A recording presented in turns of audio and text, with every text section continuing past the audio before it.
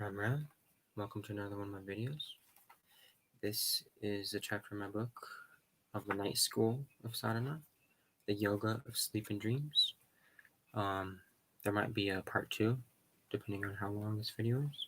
Sleep, Dreams, and Sadhana.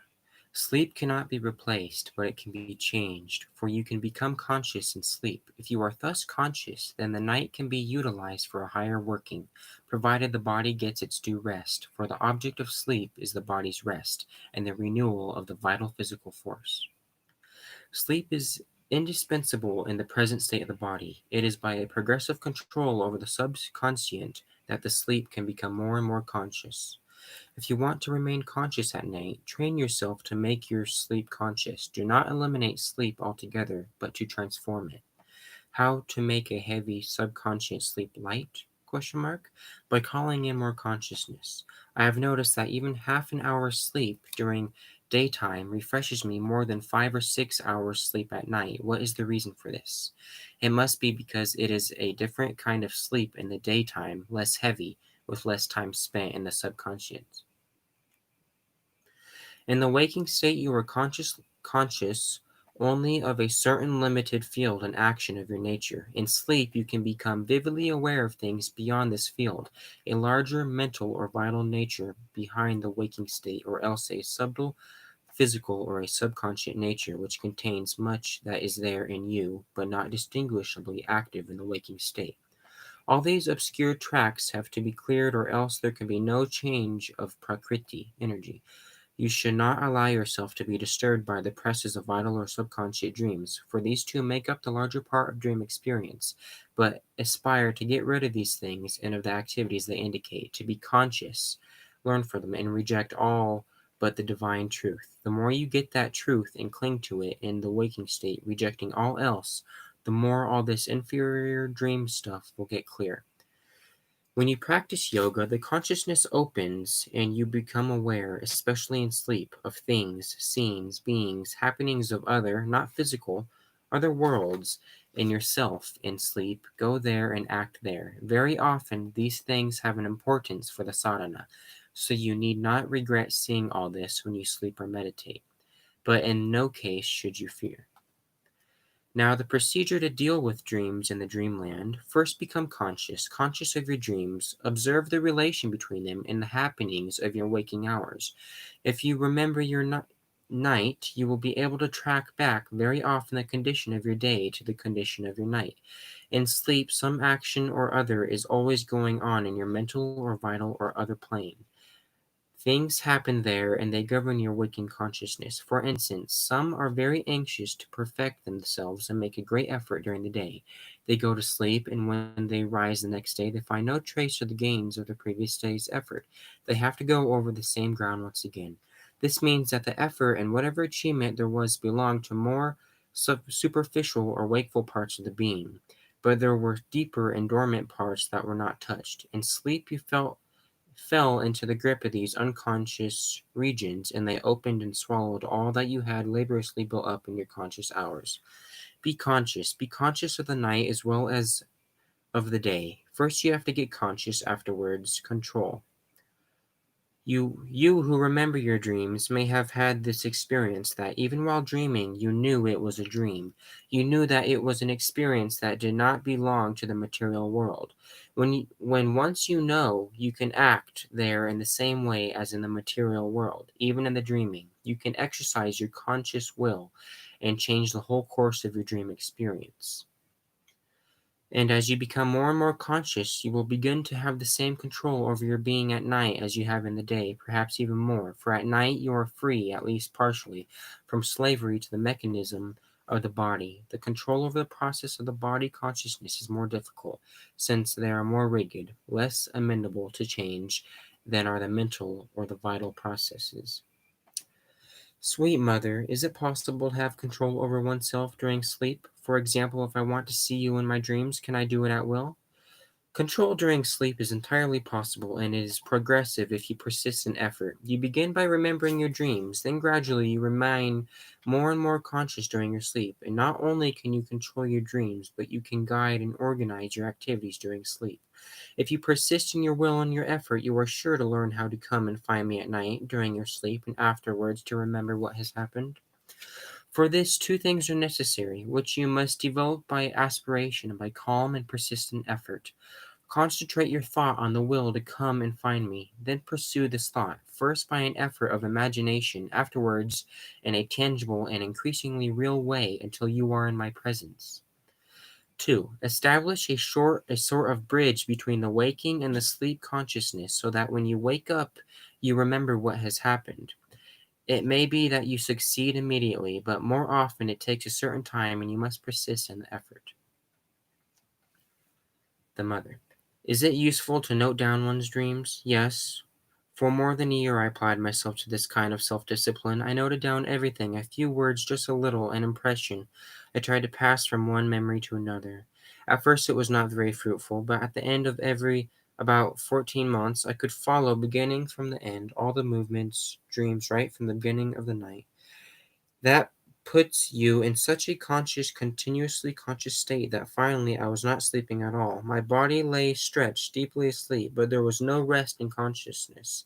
The result was absolutely wonderful. You become conscious of the different phases of sleep, conscious absolutely of everything that happens there. The least detail, then nothing can any longer escape your control.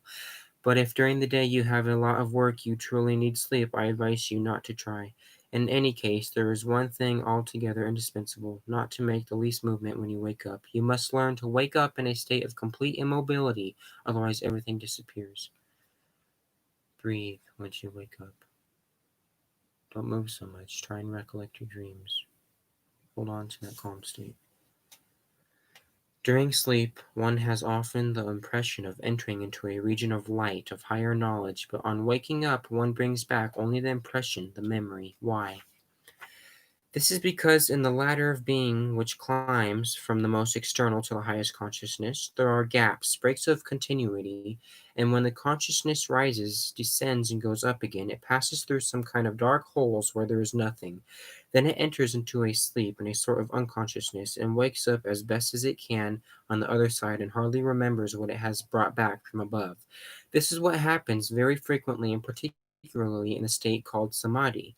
People who enter samadhi find out that between their active external consciousness and their consciousness in meditation, there lies a blank. Up there, they are almost necessarily conscious, conscious of the state in which they find themselves. But when coming down again towards their body, on the way they enter into a kind of hole where they lose everything. They are unable to bring back the experience with them. Quite a discipline is needed to create in oneself the many steps which enable the consciousness not to forget what it has experienced up there. It is not an impossible discipline, but is extremely long and requires an unshakable patience, for it is as if you wanted to build up in you a being, a body, and for that you require first of all the necessary knowledge, but also such a prolonged persistence and perseverance as would discourage many. But it is altogether indispensable if you want to take part in the knowledge of your higher being. Can you learn to control one's subconscious as one controls one's conscious thought? Question mark. It is especially during the body's sleep that one is in contact with the subconscious. In becoming conscious of one's nights, control of the subconscious becomes easier. Sleep, because of its subconscious basis, usually brings a falling down to a lower level, unless it is a conscious sleep. To make it more and more conscious, it is the more what it is. Excuse me.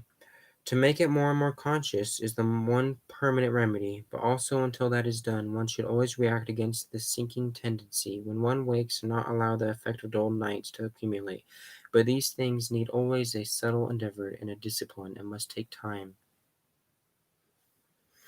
The consciousness in the night almost always descends below the level of what one has gained by sadhana in the waking consciousness, unless there are special experiences of an uplifting character in the time of sleep, or unless the yogic consciousness acquired is so strong in the physical itself as to counteract the pull of the subconscious inertia.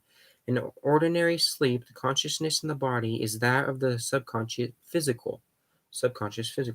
which is a diminished consciousness, not awake and alive like the rest of the being. The rest of the being stands back and part of its consciousness goes out into other planes, regions, and has experiences which are recorded in dreams, such as that you have related. You say you go to very bad places and have experiences like the one you narrated, but that is not a sign necessarily of anything wrong with you. It merely means that you go into the vital world as everybody does, and the vital world is full of such places and experiences. What you have to do is not so much to avoid all going there, for it cannot be avoided altogether, but to go with full protection until you get mastery in these regions of superphysical nature. The difficulty of keeping the consciousness at night happens to most. It is because the night is the time of sleep and relaxation in the subconscious comes up. The true consciousness comes at first in the waking state or in the meditation. It takes possession of the mental, the vital, the conscious physical, but the subconscious vital and physical remain obscure, and this obscurity comes up when there is sleep or an inner relaxation. When the subconscious is enlightened and penetrated by the true consciousness, this disparity disappears. At night, when one sinks into the subconscious after being in a good state of consciousness, we find that state gone and we have to labor to get it back. On the other hand, if the sleep is of the better kind, one may wake up in a good condition. Of course, it is better to be conscious in sleep if one can. The sleep consciousness can be effectively dealt with only when the waking mind has made a certain amount of progress. It is usually only if there is much activity of sadhana in the day that it extends also into the sleep state. I like to drift off to sleep with the mantra Om Namah Shivaya, Om Namah Shivaya, and keep meditating over a period of time until I fall asleep. That helps too. About consciousness coming in sleep, this is quite usual. Consciousness in sleep can only be gradually established with the growth of the true consciousness in the waking state. If one is more conscious in the day, one will have dreams of a good kind? Question mark. It is very difficult to say on what. It depends. It happens that when you need to dream of something so that it may enlighten you on a point of your nature, gives you an indication about the effort you must make. It comes, and it depends perhaps on a consciousness that watches over everyone, and provided one is just a little open, it can guide him and give sure indications. To sleep well, the vital and physical and mind also must learn how to relax themselves and be quiet. I would like to know why I had such a disturbed night. Obviously, you did not quiet your thoughts before going to sleep. At the time of lying down, one should always begin by quieting one's thoughts. Join me in a part two. Stay tuned.